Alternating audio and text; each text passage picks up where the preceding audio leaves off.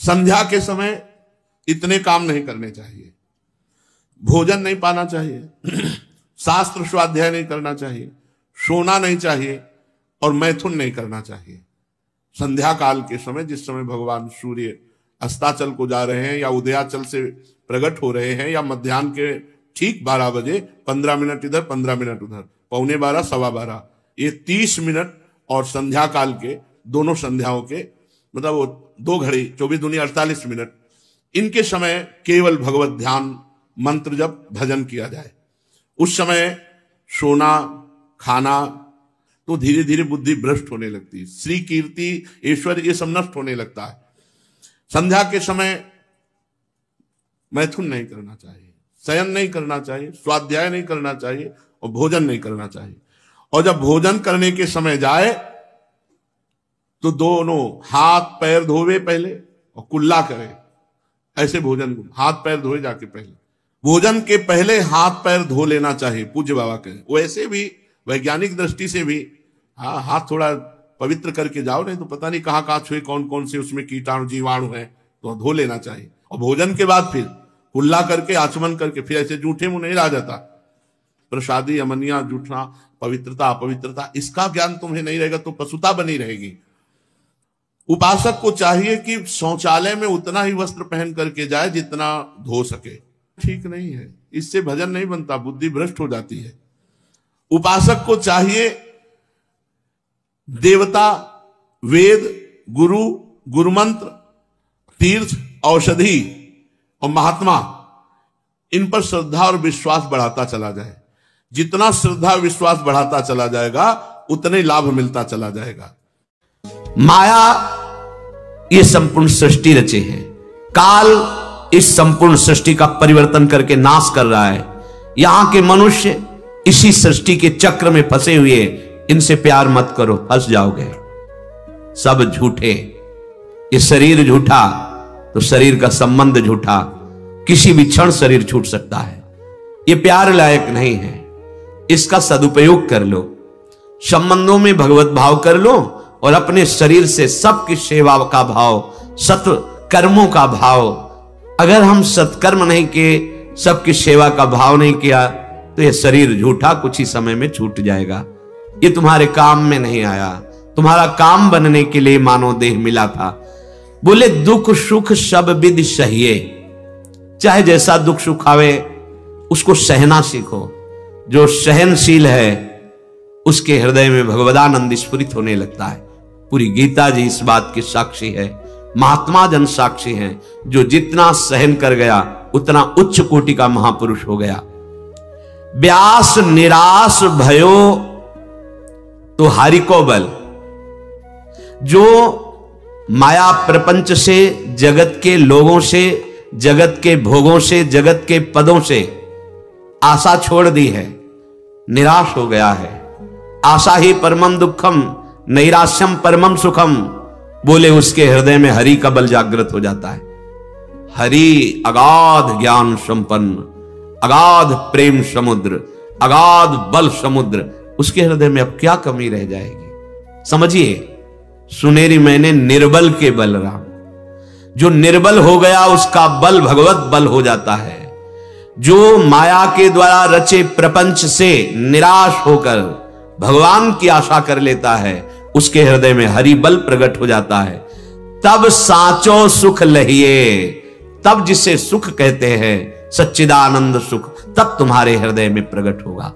तो ऐसे ही काल जाए जो बीती। नाम चल रहा है या वाणी, दो को पकड़ो। नाम वाणी जहां श्याम श्यामा तहां, नाम वाणी सुनत श्याम श्यामा सुबस, नाम वाणी निकट श्याम श्यामा प्रगट। स्पष्ट वर्णन है। साधन के लिए भटकने की जरूरत नहीं। बहुत प्रबल महामहिमा में ये दो बातें कही है। सेवक शरण सदा रहे अनत नहीं विश्राम, वाणी श्री हरिवंश की कई हरिवंश ही नाम। यदि आपने कंठस्थ कर लिया चतुरासी जी, तो अब तुम्हारा कंठ कभी यमदूतों की फांसी स्पर्श नहीं कर पाएगी। तुम्हारा कंठ इतना सामर्थ्यशाली हो गया कि अब इसमें यम फांस नहीं बंधेगी। छुटी 84 भ्रमंते निर्खय जुगल किशोर। जब हम चतुरासी जी को याद कर लेते हैं तो चतुरासी जी पर हमारा अधिकार हो जाता है। कभी भी इसमें पवित्रता कभी वेद नहीं, लीला गायन में।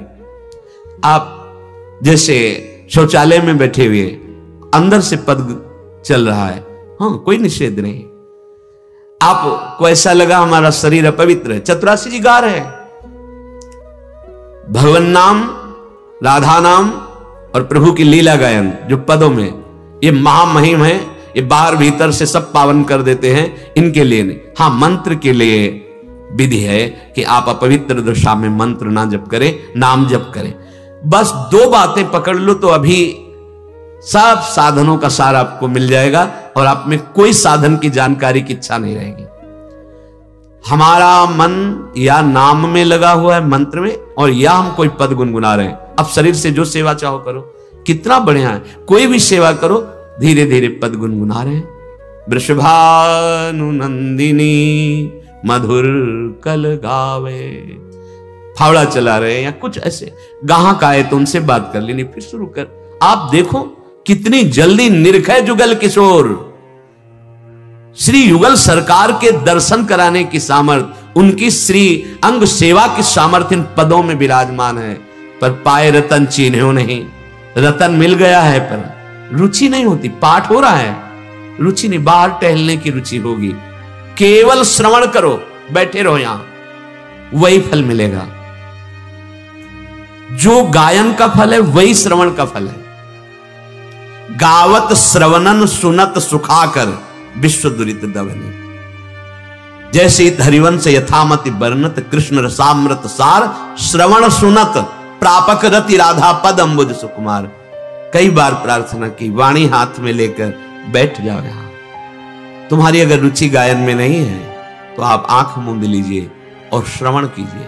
जो गायन हो रहा है श्रवणन सुनत सुखाकर विश्व दुरित दवनी, श्रवण सुनत प्रापक रति राधा पद अम्बुज सुकुमार। कितनी दुर्लभ बात हित सजनी जी कह रहे, केवल सुनने मात्र से किशोरी जी के चरणों में प्रेम हो जाएगा। ऐसे ही काल जाए जो बीती। अगर ऐसे समय व्यतीत हो रहा है आपका तो धन्य भाग है आपके। कभी वाणी गायन, कभी नाम जप, मंत्र जप। विमद विमत्सर चरण शरण हुए विषय जाय जो जीती। विषयों पर विजय क्यों प्राप्त नहीं हो पा रही? जानने पर भी कि हमें नहीं करना चाहिए। हम मद युक्त हैं, कोई अहंकार है हमारे अंदर। पूज्य भाई जी महाराज से किसी अच्छे साधक ने प्रश्न किया था कि बहुत अच्छी साधना करने पर भी हम क्यों भ्रष्ट हो रहे हैं। भाई जी ने 2 बात कही थी। पहली बात, तुम्हारे अंदर अहंकार है। दूसरी बात, संत अवज्ञा है। तीसरा, सूत्र नहीं लागू होगा। जैसे आहार अशुद्धि है, वो हमारी बुद्धि को भ्रमित करने की चेष्टा करेगा पर हमें भ्रष्ट नहीं कर पाएगा। बुद्धि को भ्रमित करने की चेष्टा वो तो तत्कालिक होगा, लेकिन अगर अहंकार है और साधु अवज्ञा है, ये शास्त्र और गुरु वाक्य बिल्कुल अमोघ कवच हैं। यदि वैसे चला जाए तो कभी विक्षेप नहीं हो सकता। साधु अवज्ञा अर्थात शास्त्राज्ञा, गुरुजनों के वाक्य, इनका अगर उल्लंघन और अहंकार, तो फिर भगवान रक्षा नहीं करते। नहीं तो अगर खान पान या कोई ऐसा तत्कालिक कुसंग हो गया है तो अवश्य भगवान बचा लेते हैं। पूज्य भाई जी महाराज ने ऐसा उत्तर दिया। यहां कह रहे हैं कि विषय जाई जो जीती। विषय जो जीत जाता है, विषयों पर विजय प्राप्त कर, वो भगवत प्रेम को प्राप्त होता है। हम विषय क्यों नहीं जीत पाते? इसमें लिखा विमद विमत्सर। जो मद रहित है, जो ईर्ष्या रहित है, जो सदैव चरण शरण में रहते हैं। इतने बड़े महापुरुष सनकादि हरिशरणम हरिशरणम हरिशरणम हर समय रटते रहते। क्यों? चरण शरण रहना है। मामे वे प्रपद्यन्ते माया में ताम तरन्ति ते। अपने तो युगल सरकार की चरण शरण में है। हर समय प्रिया प्रीतम के चरणों की शरणागति का मंत्र, नाम। कैसे हमें अहंकार आएगा? कैसे हमें ईर्ष्या आएगी? समय ही नहीं। अगर अहंकार है और किसी से ईर्ष्या है और भगवत शरणागति नहीं, तो विषयों पर विजय प्राप्त करने की सामर्थ्य कहां से आ जाएगी? आप कहोगे बाहरी शरणागति मंत्र ले लिया है, तिलक लगा लिया है, तो अंदर का परिवर्तन इससे नहीं हो जाएगा। अंदर का परिवर्तन जो मंत्र मिला उसको चलाओगे हृदय में, ये तो पावन दर्शन हो गया आपका वैष्णव भेष। लेकिन हृदय देश में छुपे जो दुष्ट स्वभाव की वृत्तियां बैठी हैं, दुर्वासनाएं बैठी हैं, वो अंदर ठीक करने के लिए तुम्हें मंत्र मिला है, उसको खूब जपो। बार बार शरणागति मंत्र जपने से प्रिया प्रीतम के चरण झलकने लगते हैं और ये अनुभव होने लगता है कि मेरे धन है, गौर श्याम चरणारविंद यही मेरे परम धन है। अब ये आश्रय जब हुआ तो अहंकार कहां रह जाएगा, ईर्ष्या कहां रह जाएगी, तो वो हो जाता है विमद, मद रहित, विमत्सर, ईर्ष्या रहित। चरण शरण है, शरणागत है, अब विषय जाए सो जीती, वो विषयों पर विजय प्राप्त कर लेता है।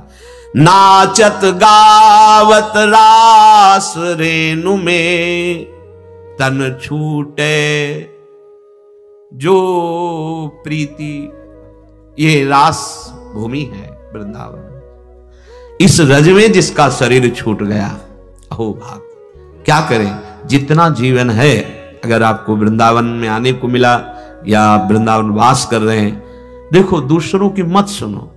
जो इस भक्ति मार्ग को नहीं जानते हैं, अरे तो नाच रहे हैं, उपहास करते हैं, वो बेचारे हैं, अपने को ज्ञानी समझते हैं, पर वो बेचारे हैं, नहीं समझते हैं। 64 अंग भक्ति के एक उसमें है नृत्य, और बड़े बड़े महापुरुषों ने किया। भागवत में आप पढ़ के देखो, प्रहलाद जी, नारद जी, शनकादि जी, बड़े बड़े महापुरुष सुखदेव जी, ये सब एकत्रित होकर के भगवत यश गान करते हुए नाच रहे हैं। बीणा बजाकर नारद जी, करताल बजा, सुखदेव जी भावभंगियां प्रकट कर रहे हैं, सनकादि। इनसे बड़ा कोई ज्ञानी, महात्मा, त्यागी, बैरागी, प्रेमी होगा क्या?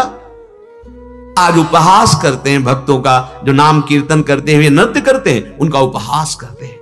बचो ऐसे प्रवचन से, ऐसे वचन से जो हमारी भक्ति को उपहासास्पद बनाते हैं। और कैसे कैसे उपदेश है। मूर्ति पूजा की निंदा करते हैं, तो तुम्हारे गुरु मूर्ति नहीं है। गुरु मूर्त, मूर्त माने आकार रूप नहीं है। किससे तुमने ज्ञान प्राप्त किया? अव्यक्त से प्राप्त करके देखो। तुम किससे बोल रहे हो, किससे देख रहे हो, किससे सुना, किससे मनन किया? ये सब शरीर है, स्थूल सूक्ष्म कारण। केवल निंदा स्तुति करने वाला कभी ज्ञानी नहीं होता है, अज्ञानी ही होता है। 4 बातें शास्त्र की पढ़ ली, अरे हमारा स्वरूप ही निराकार है। लेकिन दिखाओ अनुभव करके, बिना आकार के आश्रय के। आकार रूप में गुरुदेव बैठते हैं और आकार शब्द बोलते हैं, तब जाकर के वो चाहे ज्ञान मार्ग से चले, चाहे भक्ति मार्ग से, वो अपने इन आकारों का त्याग कर चिदानंद में पहुंचता है। मानी संख्या सवाल हल। मानी संख्या गुरु ब्रह्म, मानी संख्या ये मूर्तिमान ब्रह्म विग्रह रूप धारण किए हमारे लिए हैं। ये कैसा? जब कण कण में ब्रह्म है तो मूर्ति पूजा का निषेध कैसे करते हैं? बचो ऐसे शब्दों से। भगवान नाम, भगवत रूप, भगवत लीला, भगवत ध्यान, भगवत सेवा, कौन ऐसा महापुरुष हुआ सृष्टि में जो ना करता हो? सोचिए, भगवान का चरण धोवन हमारे लालजू महाराज का, महादेव जी सिर पर धारण किए गंगा रूप से आज भी त्रिभुवन को पावन कर रहे हैं। ऐसे प्रभु के भाव का निषेध करते हैं, प्रभु की श्री विग्रह की सेवा का निषेध करते हैं, और अपने गुरु को साष्टांग दंडवत करके, माला धारण करा के, हाथ जोड़कर उपदेश सुनो। वो कौन है? वो मूर्तिमान ब्रह्म निराकार रूप से बैठकर तुम्हें उपदेश दे रहा है, या साकार रूप से? बुद्धि काम नहीं कर रही। जब सर्वम खलमिदम ब्रह्म, तो मूर्ति में ब्रह्म नहीं है क्या? फिर निषेध कैसे? बचो, कलयुग का प्रभाव है। ब्रह्म ज्ञान बिन नारी नर करें न दूसर बात, और कौड़ी लागी लोभवश करें विप्र गुरु घात। अपने कानों को बचाना होगा ऐसे वचन से, ऐसे प्रवचन से जो हमारी प्रेम लक्षणा भक्ति में बाधक बन जाए। भगवान शंकराचार्य स्वयं भगवान शंकर का अवतार हैं, और वो कह रहे हैं एकमात्र भगवान की भक्ति स्वरूप बोध कराने में समर्थ है। स्वरूपानुसंधान भक्ति रेव गरीयसी, वो ऐसा कह रहे हैं। और हम छोटे मोटे शास्त्रों के वचन पढ़ के भगवान की श्री विग्रह की, भगवान नाम की क्या? अरे जो घट घट में व्यापी है, तो क्या वो वही बोलते हैं घट घट में रमा है, तो क्या वो विग्रह में नहीं रमा है? फिर निषेध कैसा? बड़ा विचित्र खेल है भगवान का। हम कुछ शास्त्रों के वाक्य पढ़ लिए अनुभव कुछ किया नहीं, ऐसा बोलने लगते हैं। नहीं नहीं, बहुत सावधान। कोई भी महापुरुष जिसको भगवत अनुभव होता है, फिर उसकी दृष्टि में निषेध कुछ रह ही नहीं जाता। एकमात्र भगवदाकार वृत्ति, कहीं भी। प्रहलाद जी से बड़ा कोई ज्ञानी और महाभागवत हुआ, उनको यही अनुभव हो रहा है कि आप में भगवान, तलवार में भगवान, जिससे मारना चाहते हो, जिस खंभे में बांधा है, इसमें भगवान निकल आए। भगवान नरसिंह वपु धारण करके खंभे से। कैसी हमारी मलिनता हो रही। नाचत गावत भगवान शिव नृत्य करते। जिस समय लालजू महाराज के चरणों का ध्यान होता है, मंदी कृत्य मुकुंद सुंदर पद द्वंद्वार विंदामल प्रेमानंद ममंद मिंदु तिलका द्युन्माद कंदम परम। इंदु तिलक अर्थात चंद्रशेखर भगवान शिव। जिस समय भगवान की चरण माधुरी प्रकट होती है, ध्येयम सदा परिभवन अभीष्ट दोहम तीर्थास्पदम शिव विरंच नृतम शरण्यम। बड़े बड़े ईश्वर कोटि के महापुरुष लालजू के चरणों का ध्यान करते, तो प्रेमानंद में ऐसे उन्मत्त हो जाते हैं कि तांडव करने लगते हैं। प्रेम में उन्मत्त होकर अखिल कोटि ब्रह्मांड नायक श्री कृष्ण नृत्य करते हैं। प्रेम में उन्मत्त होकर प्रिया जो नृत्य करती है। प्रेम में उन्मत्त होकर उनके दास उनको रिझाते हैं। कैसे जानेंगे? केवल निंदा कर देना, उपहास कर देना सरल भाव है। उसकी जब परिणाम वृत्ति आएगी तो दुर्गति को झेल पाना बड़ा कठिन होता है। चले थे सतमार्ग में और पहुंच गए असत वृत्ति में। ये अंदर की वृत्ति का है। किसी की भी निंदा करना ये ज्ञान नहीं है, यह अज्ञान का लक्षण है। जब सब में मेरा ब्रह्म, चाहे हम आत्म भाव से, भगवत भाव से, फिर निंदा का कहां? बचो ऐसे लोगों से जो नाम रूप लीला धाम की अवहेलना करते। कोई भी ऐसा महाज्ञानी बताइए जो भगवान की आराधना के लिए निषेध करता हो, कोई भी ऐसा। भगवान शंकराचार्य जी स्वयं कह रहे हैं, सत्यपि भेदापगमे नाथ तबाहम नमाम कीनस्तम। ये बिल्कुल हृदय में चुभ गई बात, ऐसे गड़ गई बात। तभी बार बार चिंतन होने लगा, अरे जीवन का परम लक्ष्य तो भगवत प्रेम है। वो कहने मैं सत्य कहता हूं प्रभु, आप में हम में भेद नहीं है। ऐसे जैसे समुद्र तरंग में भेद नहीं। प्रभु समुद्र में अनंत तरंगे उठती हैं, पर एक तरंग की ताकत नहीं कि समुद्र पैदा कर दे। समुद्र अनंत तरंगों को, ऐसे ही वो भगवान सच्चिदानंद अनंत ज्ञानियों का सृजन करता है। लेकिन भगवान की सृष्टि का परिवर्तन और भगवान अधीन हो जाते, वो केवल प्रेम प्रेम और दूसरा नहीं। जहां आत्मस्वरूप को बोध प्राप्त कराने के लिए भगवान शंकर का अवतार शंकराचार्य जी के रूप में होता है, वो ध्यान क्या करते? वर्णन है उनमें। बाल गोविंद सखाओं के बीच में बैठकर बाल भोग पा रहे हैं, इसका ध्यान कर रहे हैं आदि गुरु भगवान शंकराचार्य। उनके ध्यान का आंतरिक विषय। भगवान शंकर निरंतर लीला गायन करते रहते हैं। जब आपको बोध होगा तो जो आपके हृदय में है, जो आप आत्मस्वरूप, वही चराचर जगत है। ये विरोध, ये निंदा, ये सब नहीं रह जाता। मत डरो किसी से, ऐसी बातें मत सुनो। प्रभु के आगे प्रभु को रिझाने के लिए जो नृत्य किया जाता है, वो प्रभु को अधीन करने वाला होता है। बस दूसरा दृष्टि में नहीं होना चाहिए। लाखों देखें उनकी बात है, हम देखें केवल अपने आराध्य देव को, उनके लिए नृत्य करें। बड़ा हृदय में सुख मिलता है जब प्रभु के लिए। अगर प्रभु का लक्ष्य हट जाए और संसार रिझावा हो जाए, वो फिर अलग हो, वो महत्वपूर्ण नहीं। नाचत अति रसाल, बहुत रस में नाच रहे लेकिन लोगों को रिझाने के लिए, वो ठीक नहीं। अगर हमारा ऐसे ही है, प्रभु के वो रीझ जाते हैं। बड़े बड़े महाभक्त रात रात भर मीरा जी नृत्य करती थी। पर्दा लगा लिए, दरवाजा बंद, गिरधर विराजमान, मंजीरा उठाया, करताल उठा, पूरी रात नरसिंह मेहता जी पूरी रात रात बीत जाती।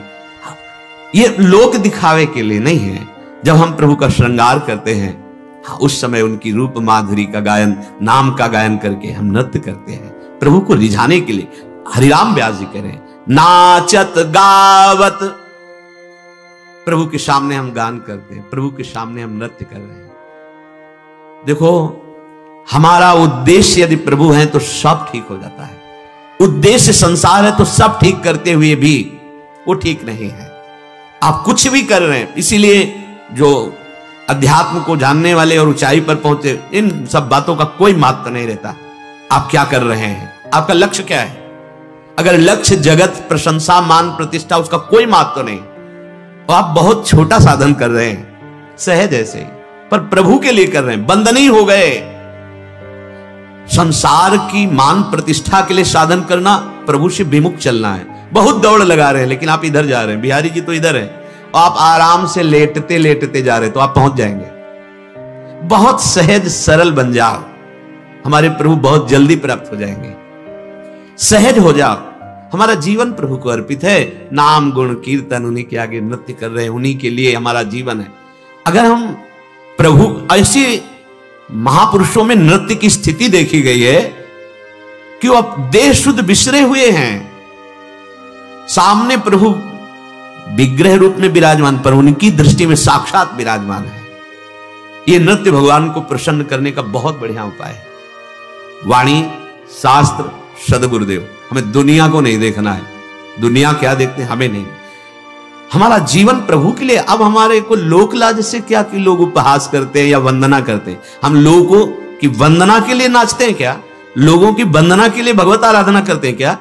लोग क्या कहेंगे, ये अगर दिमाग में बात है तो अभी भक्ति का रंग नहीं। अरे न लाज तीन लोकन की, न वेद को कहो करे, न संक भूत प्रेत की, न देव जच्छते डरे, सुने न कान और की, दृश्य न और इच्छना। तब ये आनंद की उमगन अपने आराध्य देव की। तो क्या होगा इसका परिणाम? बोले इस रास रेणु में तुम्हारा शरीर छूटेगा। इस रास रेणु अर्थात प्रियालाल की चरण रज वृंदावन में तुम्हारा शरीर पूरा होगा। और यदि ऐसा नहीं हुआ तो कहीं भी पूरा होगा, यहीं आओगे, यहीं के हो यहीं आओगे। या रस बिनु सब साधन फीके, ज्यों बिनु लोनु पहीती। बहुत सुंदर भोजन बना, कढ़ी दाल ये सब, नमक डालना भूल गए तो कैसा बेस्वाद। कह रहे अगर आप में नाम वाणी, प्रियालाल के आगे गाना नाचना, प्रियालाल के सुख के लिए उनकी सेवा करना, अगर ये रस नहीं आया तो फिर सब साधना ऐसी है जैसे बढ़िया ये दाल और कढ़ी आदि सब बना और नमक डालना भूल गए। अब स्वाद नहीं आएगा।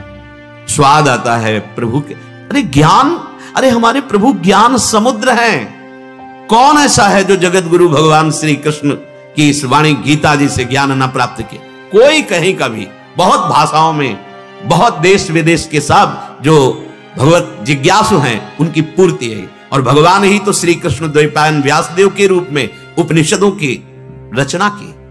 कैसे हम हैं कि ऐसे भगवान की पूजन और नाम और सेवा के लिए निषेध करते हैं। या रस बिनु सब साधन फीके। देखो हम कहते हैं कि बुद्धि बहुत दगाबाज है, कभी भी धोखा दे सकती। बहुत देखा है चूक होते हुए बुद्धि के द्वारा, अपनी भी बुद्धि के, और इसका भरोसा नहीं, भरोसा भगवान का। वही कहते करो सदा तिनके रखवारी, जिम बालक राखे महतारी। नहीं तो फिसलने में देर नहीं रहती। ब्रह्मा जी जब ब्रह्म स्तुति कर रहे हैं उसमें कहा है कि प्रभु मैंने बहुत ज्ञानाभिमानियों को ऊंचे से गिरते हुए देखा। उनके शब्द हैं ब्रह्मा जी के, क्योंकि वहां कुछ पकड़ने के लिए नहीं, अगर चूक हुई तो सीधे आ गए। और यहां ऐसे है पूरी चूक हो गई तो पकड़ लिए। जन अवगुण प्रभु मान न काऊ, दीन बंधु अति मृदुल स्वभाऊ। रहत न प्रभु चित्त चूक किए की, करत सुरत सहबार है की। उस मार्ग को भी गुरु कृपा से जितना जाना है, और इसलिए बोल रहे ऐसा नहीं कि हम ज्ञान मार्ग को जानते नहीं, बस केवल भक्ति पक्ष को नहीं, उसको जाना है। जो गुरुदेव ने जनाया, जितना जाना वो तो अगाध समुद्र है, पूरा जान गए ऐसा तो कभी जीवन में नहीं कह पाएंगे। जितना जनाया गया उतना जाने, और इतना जिधर पवाया गया उसको जाने, और इधर पाया है। ये हलवा है, ये जाना, लेकिन यहां जनाया नहीं गया, यहां पवाया गया। जब पाया तो रोम रोम पुलकित हो गया। जाना तो था लेकिन पाया नहीं था। पाया यहां वृंदावन में आके किशोरी जू की जूठ, इससे पाया। ठसक से कहते हैं, हरिवंश बल से कहते हैं। जाना तो था लेकिन पाया नहीं था। यहां जानने का विषय नहीं आया, यहां सीधे पवाया गया है। अब क्या जानना बाकी रहा? जिसकी चर्चा करते थे, जिसको जानने की चेष्टा करते थे, उसी को पा लिया। या रस बिनु सब साधन फीके। वही बात, जाना तो था, पाया नहीं। जब पाया अब जानने की बात नहीं रह गई। या रस बिनु सब साधन फीके, ज्यों बिन लोन पहीती। रसिकन की हरि आशा पूजी है व्यास या प्रतीत। पक्का विश्वास जो नाम वाणी में और प्रियालाल के आगे नृत्य करना, प्रियालाल को रिझाने के लिए गाना, कोई आशा ऐसी अधूरी नहीं रह जाएगी, सब आशा पूरी कर देंगे। हरिराम व्यास जी कहते हैं ये मुझे विश्वास है। आशा एक इन्हीं से रखो, दूसरा तुम्हारी आशाओं को पूर्ण नहीं कर सकता, ना तुम्हारा मन, न तुम्हारी बुद्धि, न इंद्रियां, न संसार के भोग, न संसार के व्यक्ति। आशा श्यामा श्याम से, श्यामा श्याम के नाम रूप लीला और धाम निहाल हो जाओगे। हरिराम व्यास जी कहते हैं यह व्यासै प्रतीति, ये मेरा विश्वास है कि तुम्हारे अंदर कोई आशा नहीं बकाया रह जाएगी। चलते हैं, श्री भगवान जी अर्जुन जी को उपदेश कर रहे हैं कि जब उपासक राग द्वेष रहित होकर के जगत में व्यवहार करता है तो उसकी इंद्रियां जो वश में है, अंतःकरण जो वश में है, वो अखंड प्रसन्नता को प्राप्त हो जाता है। ये प्रसन्नता त्रिभुवन में यहां से लेकर ब्रह्मलोक तक किसी विषय में, किसी पद में, किसी भी धन संपत्ति आदि में प्रसन्नता नहीं मिलती। हर्ष होता है, हर्ष, और उसका परिणाम शोक होता है। प्रसन्नता किसको प्राप्त होती है? भगवान कह रहे वशीभूत अंतःकरण वाला योगी जो राग द्वेष रहित है, अपने वश में इंद्रियों को कर लिया है, वो हृदय की निर्मलता को प्राप्त होता है। निर्मल हृदय में संपूर्ण दुखों का विनाश हो जाता है।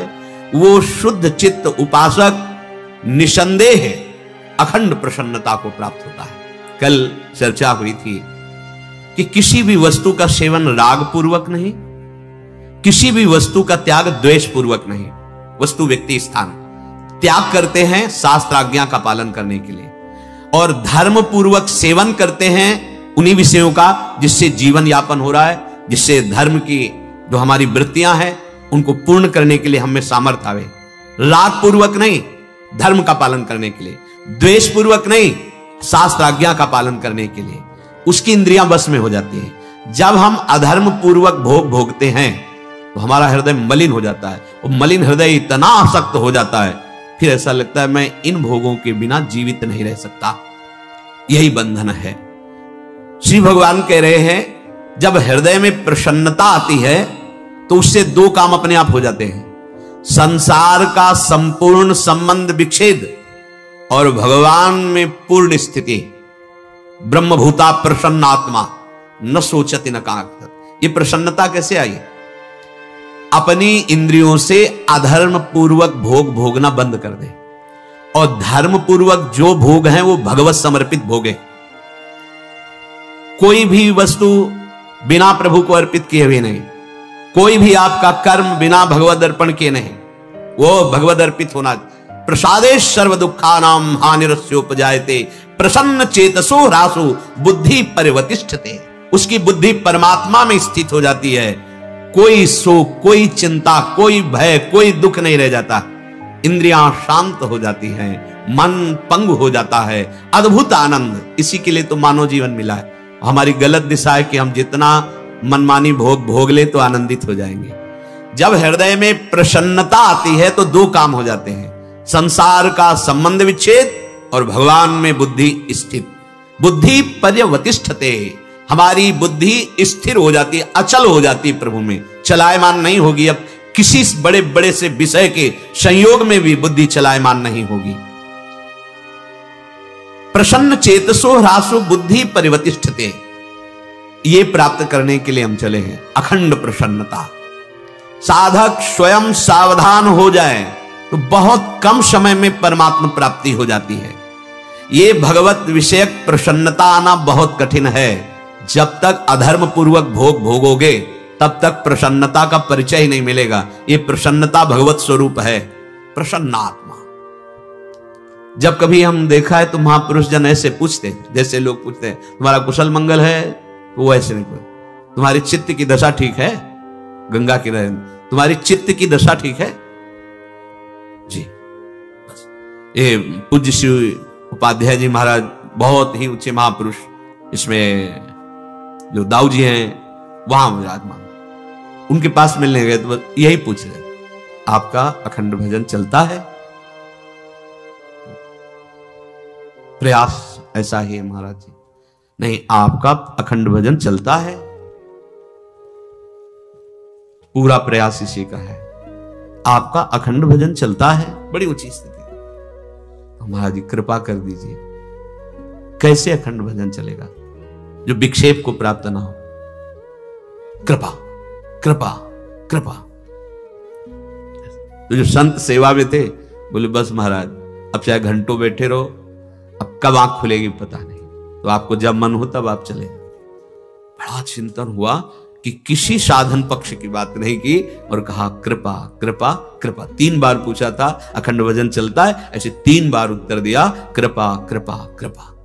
जब हम पीछे के श्लोक पर ध्यान देते हैं जहां भगवान साधन पक्ष का वर्णन करते हैं कि उपासक अपनी इंद्रियों को जीत ले, अपने मन को जीत ले। मन को जीतने का मतलब है अंतःकरण को क्षमता में ले आवे, सुख दुख लाभ हानि प्रशंसा निंदा मान अपमान का कोई प्रभाव हृदय में नहीं पड़ना चाहिए। वहां भगवान ने कहा कि यदि आपने इंद्रियों पर विजय प्राप्त कर ली है, मन को जीत लिया है, लेकिन आपकी स्थिति परमात्मा में नहीं है, तो कभी भी ये आपको पतित कर सकते हैं। मत पराहा, मेरे परायण हो जा। इंद्रियों पर विजय प्राप्त करने का फल है भगवत चरणारविंद में दृढ़ स्थिति, परमात्मा में स्थिति। गोस्वामी जी बहुत बड़े महापुरुष हैं, कह रहे जोग कुजोग ज्ञान अज्ञानु जहां नहीं राम प्रेम प्रधान। अगर भगवत प्रेम नहीं है तो वो जोग कुजोग है, वो ज्ञान अज्ञान है। क्या भगवान कह रहे प्रसन्न चेतसो कब होगे? जब भगवत परायण होगे, भगवत आश्रय भगवत नाम, जब भगवत चिंतन चल रहा है। अब इंद्रियां अपने आप जीत जाएगी, अपने आप मन प्रभु में लग जाएगा। चिंतन में बहुत बड़ा महत्व है, नाम जप में बहुत बड़ी सामर्थ्य है। जब प्रसन्नता प्रकट होती, कई बार सत्संग में कहा है, शरीर की बहुत दुखद स्थिति पर भी हृदय में ऐसा आनंद उपासक के रहता है जैसे बटलोई में दूध चढ़ा दे और नीचे से अग्नि प्रज्वलित, तो उफान पर उफान मारता रहेगा। ऐसे आनंद की उफान आती है। भगवत चिंतन से, भगवत आश्रय से अखंड प्रसन्नता जागृत होती है। और प्रसन्नता में 2 बातें होती हैं, इतना आनंद अब कहीं दुख का लेश नहीं, या इतना विरह, यह भी बात है, इतनी व्याकुलता की कुछ अच्छा नहीं लग रहा। दोनों में भगवत साक्षात्कार हो जाता है। जैसे रुदु सुस्वरम राजन कृष्ण दर्शन लालसा गोपीजन तो तासा मावीर भूत स्मय मान मुखाम्बुजा पीतांबर धरा सृग्वी साक्षान मनमथ मनमथा, ऐसा। और जैसे ये वृंदावन नित्य विहार रस, इसमें आनंद की उमगन। जब मुख वर्णत हरिवंश चित्त नाम हरिवंश रति मन सुमिरन हरिवंश। यह जो कृपा हरिवंश की, चित्त चिंतन कर रहा है तो हरिवंश वृंदावन में विराजमान सहचरियों के मध्य में श्यामा श्याम के नाम का। मन हमारा संकल्प विकल्प कर रहा है तो उनकी सेवा का। और हमारी स्थिति है चरणाश्रय में, सबसे व्यवहार कर रहे हैं भगवत भाव से। सब जीवन सुप्रीति रीति निवाहता अपनी, किसी से कोई कामना नहीं। श्रवण कथन परतीत, यह जो कृपा हरिवंश की, कानों से हम प्रियालाल की बात सुनेंगे, जबान से हम प्रियालाल का नाम प्रियालाल के गुण गाएंगे और दृढ़ विश्वास रखेंगे कि इसी से हमें भगवत प्राप्ति हो जाएगी। श्रवण कथन परतीत माने होता विश्वास। हमारा दृढ़ विश्वास है कि जो हम नाम जप कर रहे हैं, जो लीला गायन कर रहे हैं, इससे हमें भगवत प्रेम प्राप्त हो जाएगा। तो क्या होगा? बोले परिणाम में फिर आपको रसिक संग मिलेगा, नितिक धर्मिन संग। ऐसी भगवत कृपा होगी कि प्राय रोज आपको संग मिलेगा भगवत प्रेमी महात्मा का। नितिक धर्मिन संग, तो अब रंग बढ़ते नित्य नित्य सरस, आपके हृदय में अब प्रेम रंग बढ़ेगा। ऐसा अभंग प्रेम जो किसी भी परिस्थिति घटना से भगवत विस्मरण ना हो। फिर क्या होगा? बोले निर्खत नित्य विहार आ गया, पुलकित तन रोमावली आनंद नयन सुधार। अब आनंद अश्रु बहते, यहां जो बहते हैं अश्रु, वो आनंद अश्रु बहते। इतना अपार आनंद, उसी आनंद में प्रियालाल का साक्षात्कार। 2 प्रकार का भाव प्रकट। एक होता है इतनी व्याकुलता, रुदु सुस्वरम राजन, प्राण व्याकुल, अगर अब नहीं मिले तो प्राण निकल जाएंगे। और एक इतना आनंद, ये जो नित्य विहार रस है, ये इतना आनंद, उसी आनंद में प्रियालाल का साक्षात्कार। ये आनंद का रुदन है। 2 प्रकार के आंसू होते हैं, एक आनंद के और एक विरह के। ये दोनों महान हैं, ये भगवत स्थिति में ही प्रकट होते हैं। जो भगवत मार्ग के पथिक हैं, उनमें जिनकी विरह जन्य उपासना पद्धति है तो विरह बढ़ता चला जाएगा। और जिनकी मिलनानंद लाल ललना मिल यो सिरावत मोर, उनका आनंद बढ़ता चला जाएगा, वो खिन्न उदास ऐसे नहीं नजर आएंगे। और उसी आनंद में निकलता हा लाडली, हा स्वामिनी, जैसे भूरी सखी आनंद की इतना अपार आनंद कि अब साक्षात आनंद सिंधु उसी आनंद में, उसी विरह में, दोनों में समान भाव। ये गोपीजनों में देखा गया विरह की चरम अवस्था। प्रसन्नता और व्याकुलता, ये दो बातें। प्रसन्नता में अखंड आनंद और भगवत प्रसन्नता विरह में उतार देगी। नाम रूप लीला धाम गाते गाते ऐसा विरह प्रकट हुआ कि दर्शन के बिना जीना मुश्किल। ये प्रसन्नता प्रसादे सर्व दुखानाम हानिरस्योपजायते। अब जिसकी बुद्धि युक्त नहीं है, जो पीछे उपदेश किया गया, तो कह रहे हैं नास्ति बुद्धि रयुक्तस्य न चायुक्तस्य भावना न चा भावयतः शांति प्रशांतस्य कुतः सुखम। बहुत ध्यान से सुनना है। जिसकी इंद्रियां संयम में नहीं है उस मनुष्य की बुद्धि भगवान में नहीं लगती, और जिसकी बुद्धि भगवान से युक्त नहीं है उसमें कभी भाव नहीं आता है, सूखा होता है हृदय, निगेटिव ही बातें, नकारात्मक बातें बढ़ती रहती है, ऐसी कल्पनाएं जो दुख दे, क्लेश दे, अशांति दे। उसके अंदर यह भाव ही नहीं आता है कि मेरे जीवन का लक्ष्य भगवत प्राप्ति, भजन और कर्तव्य परायणता। तो सकामता बढ़ती चली जाती है, कामनाएं। सकामता बढ़ने से शांति नष्ट हो जाती है। शांति नष्ट हुई कि भारी अशांति रहती है। और अशांतस्य कुतः सुखम, अब अरबों रुपया है, पद है, सब है, लेकिन अशांत है। तो भगवान कह रहे हैं रशांतस्य कुतः सुखम, जो अशांत है उसे सुख कैसे प्राप्त होगा। देखो, ये मानव जीवन इंद्रियों को छूट देने के लिए नहीं मिला है। मान लीजिए इंद्रियों का संयम करना मानव देह में ही हो सकता है, अन्य देह में नहीं।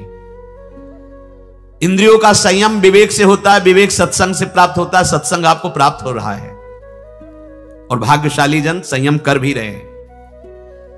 जो विवेक सत्संग में मिलता है वो आपको और किसी साधन से नहीं मिलेगा। बड़ी कृपा है जिनको सत्संग मिला, बड़े भाग पाइप सत्संगा। अब कामनाओं के द्वारा प्रेरित होकर इंद्रियां जो गलत मार्ग में जाती हैं, अब संयम में लाइए, विवेक का प्रयोग कीजिए। क्या विवेक? क्या अरे बहुत लोग इन्हीं भोगों को भोग रहे हैं, वो तो अशांत है ना। बहुत जन्मों में हमने भी भोगा, क्या सुख मिला, क्षणिक लगता है कि हम सुखी हो गए, फिर वही तृष्णा, फिर वही भोगने की इच्छा। साधक को समझा बुझा के, डांट फटकार के अपनी इंद्रिय और मन को रोकना है। ए मन, अब नहीं, अब बार बार नहीं, बहुत हो गया, तूने बहुत हमारे जन्म बर्बाद किए, धिक्कार है तुझे। प्रभु ने अवसर दिया, मुझे मानव देह दी, सत्संग दिया, भजन का मार्ग दिया, अब गलत नहीं करेंगे। संयम करना ही पड़ेगा। अगर इनका प्रवाह नीचे की तरफ बढ़ा रहा, ऊर्ध्वगामी नहीं हुआ, ऊर्ध्वगामी, ऊर्ध्व है प्रभु और अधन है ये सब भोग विलासिता, ये सब अधम है। जिसका मन इंद्रियां संयमित नहीं है उसे असंयमी कहते हैं। और असंयमी पुरुष के हृदय में कभी ये बात नहीं आती कि मुझे भजन करना है, मुझे भगवत प्राप्ति करनी है। अगर जोर भी दिया जाए तो निर्वाह नहीं कर पाएगा, बात का निर्वाह नहीं कर पाएगा। उसमें एक निश्चय वाली बुद्धि नहीं होती, क्योंकि एक निश्चय तो भजन करने से बनेगा ना। जितना आप नाम जप करेंगे उतने निश्चय आपका पक्का होगा। इंद्रिया मन संयमित नहीं है तो वो बार बार निश्चय करेगा, आज से नहीं करूंगा, पर फिर करेगा, आज से नहीं करूंगा, फिर करेगा। यह असंयमी पुरुष का लक्षण है। उत्पत्ति विनाशशील दुखमय संसार के भोगों में सुख बुद्धि, इंद्रिया मन उनको भोगने के लिए ललचाते रहते हैं। यही है बंधन, यही है असंयमी पुरुष का लक्षण। अंदर से देखें, जिन जिन भोगों में सुख मिलता है बार बार उनको भोगने की इच्छा या भोग को एकत्रित करना, निरंतर सानिध्य में रखना, यही उसके अंदर चाह रहती है। सुख आराम धन संपत्ति, ये असंयमी पुरुष का लक्षण है। वो भीतर से इतनी कामनाएं प्रकट हो जाती हैं कि अशांत रहता है, बहुत भोगने पर भी। भगवान वर्णन कर रहे हैं तो संशय की जरूरत नहीं, अपने लोग हृदय में देखें। अशांति का कारण संयम रहित हो जाना, संयम नहीं है। भोगों में सुख बुद्धि करके संयम भ्रष्ट हो गए हैं, इसलिए घोर अशांति। क्योंकि कामनाओं पर कामना, बड़ा छलिया है ये हमारा अंतःकरण। कहता ये भोग लो, चलो। अब वो कह रहा ये नहीं, इसमें वो नहीं जो मैं चाह, इसमें पूरे जीवन को नष्ट कर रहा है। बड़ी चतुराई की जरूरत है। और रामायण भजन ते चतुर नर, इन मन और इंद्रियों को फंसा लो तुम, इतनी चतुराई आएगी केवल नाम जप में, भजन में, दूसरे में सामर्थ्य नहीं। विश्वास कर लीजिए। श्री भगवान कह रहे हैं कि ऐसे असंयमी पुरुष की बुद्धि में यह निश्चय ही नहीं होता कि मुझे भजन करना है, मानव देह का लक्ष्य है भगवत प्राप्ति, यहां कुछ नहीं जाएगा, सब छूट जाएगा, मेरा जीवन व्यर्थ हो जाएगा। सुत बनिता आदि जान स्वार्थ रत ना करुणे सभी ते, अंत ही तो ही तजेंगे पामर, तू न तजय वहीं ते। एकमात्र प्रभु ही हमारे सच्चे मित्र हैं, एकमात्र प्रभु का नाम ही परम धन है, एकमात्र विनाशी नित्य सच्चिदानंद प्रभु की प्राप्ति ही हमारा परम लाभ है। ऐसा भोगी पुरुष नहीं निश्चय कर पाता। अब उसके अंदर फल की इच्छा, कामना, आसक्ति, भोग, त्याग शब्द तो है ही नहीं। अब उसके अंदर भावना ही नहीं कि मेरा ध्येय भगवान है। न चा भावयतः शांति, जब उसके अंदर भावना ही नहीं बनी है, भाव ही नहीं है, भजन ही नहीं है, तो त्रिभुवन पति होने पर भी शांति नहीं मिलेगी। बहुत आश्चर्य की बातें होती हैं जब इतिहास पढ़े कि देखो भगवत विमुख होने के कारण इनको भी शांति नहीं, बहुत ऊंचे पदों पे हैं। भगवान कह रहे हैं यदि भजन नहीं, इंद्रियों का संयम नहीं, आपके अंदर भाव नहीं, तो न चा भावयतः शांति। जिसके हृदय में भाव नहीं, संयम नहीं, भजन नहीं, उसे शांति नहीं मिल सकती। उसका अशांत हृदय बना रहेगा। अशांतस्य कुतः सुखम, जब हमारा मन ही अशांत है, बुद्धि ही अशांत है, तो चाहे जितना धन एकत्रित कर लो, भोग लो, अशांति नहीं मिटने वाली। अशांति मिटेगी त्यागात् शांतिरंतरम, गलत भोगों का त्याग करो और उसका बल मिलेगा भजन से। इंद्रियाणाम ही चरताम यन्मनोनुविधीयते, तदस्य हरति प्रज्ञाम वायुर्नावमिवाम्भसी। हे अर्जुन, जो अपने अपने विषय भोगों में इंद्रियां लगी हैं, उन्हीं में आप लगाए हो। एक इंद्री में इतनी सामर्थ्य कि तुम्हारी दुर्गति कर देगी, एक इंद्री में। फिर तो 5 कर्मेंद्री, 5 ज्ञानेंद्री और मुखिया मन, ये एक इंद्री एक मन को अधीन कर लेगी। एक इंद्री मन को अधीन, और मन तत्काल बुद्धि को अधीन कर भ्रष्ट कर देता है, पक्की बात।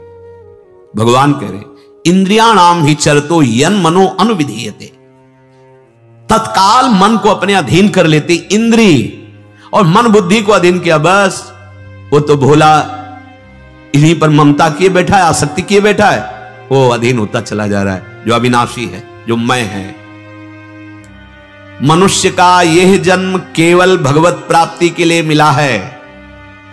मुझे अब पता चल गया है सत्संग से कि भगवत प्राप्ति संयम पूर्वक धर्म रूपी विषयों का सेवन करते हुए केवल प्रभु की प्राप्ति करना है, यह लक्ष्य बना है।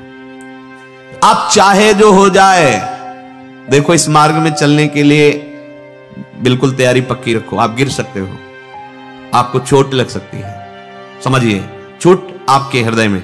क्या 10 साल से तो ऐसे चल रहा था, तो इतना हो गया, अब क्या होगा? बिल्कुल निराश मत होना, वो एक फिसलन है, फिर हम पैर जमाएंगे। तो 10 साल जो हमने भजन किया वो व्यर्थ नहीं जाएगा। आपकी यात्रा 10 साल के आगे से प्रारंभ होगी। आप लड़खड़ा गए, गिर गए, खड़े हो, फिर चलो। आपका नाश नहीं होगा। ना में भक्ता प्रणश्यति, ये हम धैर्य के लिए कह रहे हैं, ना कि भ्रष्ट होने के लिए। आप धैर्यवान बनो। अगर कोई चूक हो गई है तो आप निराश मत हो। आपका ये भजन 100 बार कहा है राधा राधा, तो अब 101 से शुरू होगा, 1 से नहीं होगा। यह अविनाशी है। बहुत यहां सावधानी की। ध्येय आपका अगर बन गया है कि मुझे भगवत प्राप्ति करनी है, ये कहां बन रहा है? देखो, बड़े भाग्यशाली होंगे जिनको ऐसा बन रहा है कि मुझे अब भजन करना है, मुझे इस जन्म में भगवत प्राप्ति करनी है। अब साधक को युद्ध करना पड़ेगा, लड़ना पड़ेगा। बिल्कुल निराश मत होना, इसमें थोड़ी हिम्मत करनी पड़ती है। जीवित मर जाए उलट आप में समाए, बहुत इसमें मजबूती चाहिए। इतना व्यथित करते हैं मन की अच्छे अच्छे रो पड़ते हैं। तन की मार तो सह सकते हो, मन की मार बहुत बहुत पीड़ादायक है। आप लोगों को लग रहा होगा ऐसा क्या मन की मार है? भाई आपको भूख लगी, भोजन पा लिए, देखने का मन देख लिया, सूंघने का मन, अरे उनसे पूछो जिनके लिए गुरु आज्ञा नहीं देखना, ये नहीं सुनना, ये नहीं भोगना। अब जो मन मार देता है, जो जलाता है, जो व्यथा पैदा करता है, उसे जो सह जाता है, सारा जगत उसको नमस्कार करता है। बड़ा कठिन होता है यहां सहना। जीवित मर जाए उलट आप में समाए, बस निश्चय कर लेंगे आप, मृत्यु का वर्ण कर लिया, इससे बड़ा कोई दुख नहीं, अमर हो जाएगा, उसे कोई परास्त नहीं। और जो ऐसे आराम भोगी वृत्ति वाले हैं कि कोई कष्ट ना, क्यों? तुम्हारा लक्ष्य ही नहीं श्यामा श्याम, तुम्हारा केवल लक्ष्य है इंद्रियों का सुखपूर्वक, आराम पूर्वक, विलासपूर्वक भोगना, फिर नहीं आना, फिर नहीं। हां, आप फंसे हुए हो तो निकाले जाओगे, पर आपका कदम निकालने की तरफ होना चाहिए। आप अगर अवहेलना करते हो और यह दिखाई दे रहा है कि केवल आप दुरुपयोग कर रहे हो अपने जीवन का, फिर नहीं गुंजाइश, फिर तो स्वतंत्र हो आप। अगर आप मुक्त होना चाहते हो तो आप कैसे भी हो, आपका आदर है। हृदय से लगा के, अपने को झुका के, हमारे ऊपर पैर रखकर चढ़ ऊपर, पर चढ़ने के लिए आपका उत्साह होना। अगर आप कहीं प्रयोग करना चाहते हो, फिर नहीं। भगवान बहुत सर्वज्ञ है। पहला देखो, ये मुझे मनुष्य जन्म मिला है, इसमें केवल मेरा एक ही लक्ष्य रहेगा, भजन करते हुए भगवान की प्राप्ति करना। अब सारे कर्तव्य कर्म करेंगे भगवत प्राप्ति के लिए। हमारा ध्येय है भगवत प्राप्ति, ना कि भोग। अब उसकी बुद्धि एकाकार और बलशाली हो जाएगी, मन अपहरण नहीं कर पाएगा बुद्धि का। लेकिन ऐसा नहीं होता, हमारा लक्ष्य दृढ़ नहीं होता, हमें भजन में प्रीति नहीं, हमें ऐसा नहीं लगता कि हम जितने राधा नाम बोल रहे हैं बहुत बड़ा धन कमा रहे हैं, लोक परलोक सब जगह हमारा मंगल होगा। तो ऐसे पुरुष की इंद्रियाणाम ही चरताम यन मनोन विधीयते। अब साधक को गुफा में ही थोड़ी रहना होगा, व्यवहार में भी तो आना होगा। और जहां वो व्यवहार में आया और उसके सामने इंद्रियों के भोग आएंगे, कह रहे हैं हम कि कबड्डी का खेल है, आना पड़ेगा इस पाले में बोलने के लिए। पर देखो, कबड्डी में 2 बातें ध्यान रखी जाती है। पहली बात कि तुम्हारी श्वास नहीं टूटनी चाहिए, कबड्डी कबड्डी कबड्डी, वहां तक जाइए और छू करके अपने पाले पे आ जाइए। तो जब आप उधर बोलने जाएंगे तो 4-5 लदेंगे आपके ऊपर और आपको रोकेंगे कि 2 बातें आपकी हो जाए, श्वास टूट जाए और पाले तक न पहुंच पावे। ऐसा होगा, आपको व्यवहार में आना पड़ेगा। तो आप जैसे वो कबड्डी जैसे राधा राधा राधा राधा राधा राधा राधा राधा राधा राधा टूटले न पावे श्वास, और अपने पाले पे आ जाओ। पाला हमारा क्या है? भगवद आश्रय। वो पाले से हटाएगा क्या? मेरा आश्रय ले लो। वो पकड़ेंगे काम क्रोध लोभ मोह मद मत्सर, इंद्रियों का भोग, देखना सुनना बोलना चखना भोगना। देख अभी अभी अभी तुझे आनंद दे देंगे। अरे बहुत विचित्र माया विचार फेंकती है। इतने दिन हो गए जलते हुए, अब थोड़ा तो क्या होगा? थोड़ा व्यवहार में उतरे, नाम छूटा, लक्ष्य पाले तक वापस करना है। अब उनको घसीटना है, वो पूरा बल लगाएंगे, 1 नहीं 4 5 6 काम क्रोध लोभ मोह मद मत्सर। और अगर राधा राधा राधा ये नहीं टूटा तो तुम्हें वो रोक नहीं पाएंगे, क्योंकि वो असत बल वाले हैं और तुम्हारे पास सत बल है। हां, गिरा देंगे, चढ़ बैठेंगे, पर आप उतने पे भी घसीटिए पाले की तरफ। राधा राधा राधा राधा, पक्का एक कबड्डी का खेल है।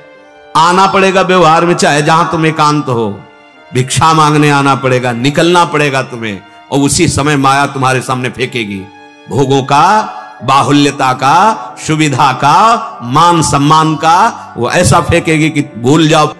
इंद्रियाणाम ही चरताम यन मनोन विधीयते, भगवान बोल रहे हैं। जब साधक कार्य क्षेत्र में उतरेगा, व्यवहार में उतरेगा, तो इंद्रियों के सामने अपने आप माया भोग देगी। बहुत